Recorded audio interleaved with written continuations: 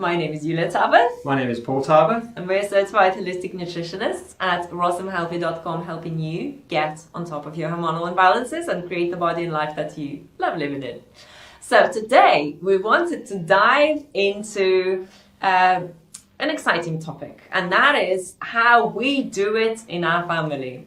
Yeah, so how we do food in our relationship, in our family. And I know that when you switch to a new lifestyle plan, it can be kind of a little bit frightening, right? To understand, well, how do I do it? How do I win? How do I make it work? And all these changes where you were eating one way, now you're going to be eating in a different way. So you transition in from the way we work with our clients. We help them implement a plan, foods and high raw food lifestyle plan, not always 100%. Some of our clients eat this way, and a lot of our clients thrive on a high raw foods lifestyle. So, you know, you've been eating a certain way, you've been living a certain way, you've been feeling a certain way. So experiencing hormonal imbalances, PCOS, Hashimoto's, hypothyroidism, fertility issues, menopause, painful PMS, and endometriosis, maybe even fibroids, and all these hormonal imbalances, and now you decided to take responsibility for your health. So how can you organize things?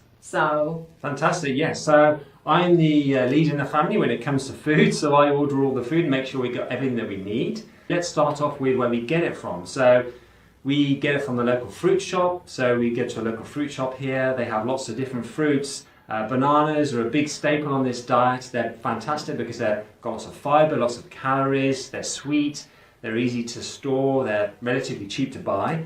So bananas are a big thing, and we order probably a box and a half a week, I would say, something like that. Yeah. We get other fruits as well, so we've got things like pears, depends what is in season, but pears we get a lot of, we get lots of apples, oranges, because we love our orange juice, we get lots of oranges and we can juice it down as well.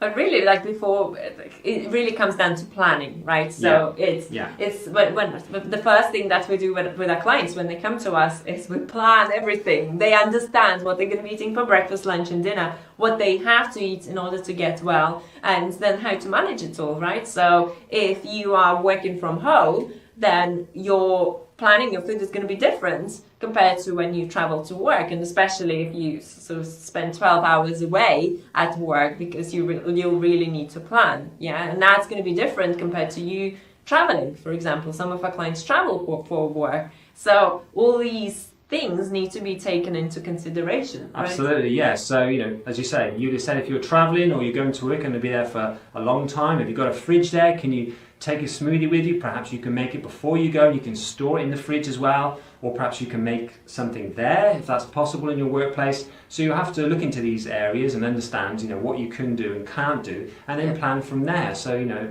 this is all really important. Going back to the food that you buy, so we're looking at things like fruits. Green leafy vegetables are great, so lettuce, kale, spinach, things like that. Nuts and seeds, we're talking about chia seeds, flax seeds for omega-3s, Brazil nuts, they're really good for selenium. Other nuts as well you can have, but in smaller amounts, because this is a low-fat, high carbohydrate, whole foods diet, so that's important to understand as well. And root veggies? Yeah, root veggies as well, so talking sweet potatoes, some people have potatoes, pseudo grains, so quinoa, amaranth, buckwheat. Some people, unless you cannot eat grains, so it depends on your condition. Not every single person can. But these are sort of the general foods that we can have on this diet and lifestyle, and those would come in pseudo grains like the high raw lifestyle. So obviously you wouldn't have those in raw, but you know, there's like two approaches that we take: low fat, whole foods, raw, high raw. And really, you might be wondering, well, what's the one that works for me? It's really the one that you can maintain long term. The last thing that we want to see among our clients is them committing for like 2 weeks to being fully raw and then not being able to maintain, and then back they go to their all back and healthy diet because they said it wasn't sustainable. So it's really the one that can produce consistent results for you, and you can sustain with consistency. It's the best.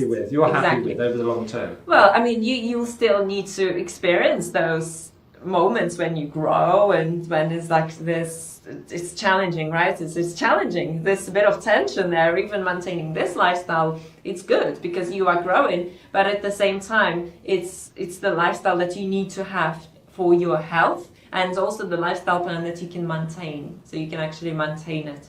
One question that you need to ask yourself to help you implement this all, and you might listen to it, and whether you just ignore it, oh, it's like, oh, I need to really think about what I'm eating. Oh no, I just cannot do that. I don't want to think about what I'm eating. But then you're committing to that path of suffering.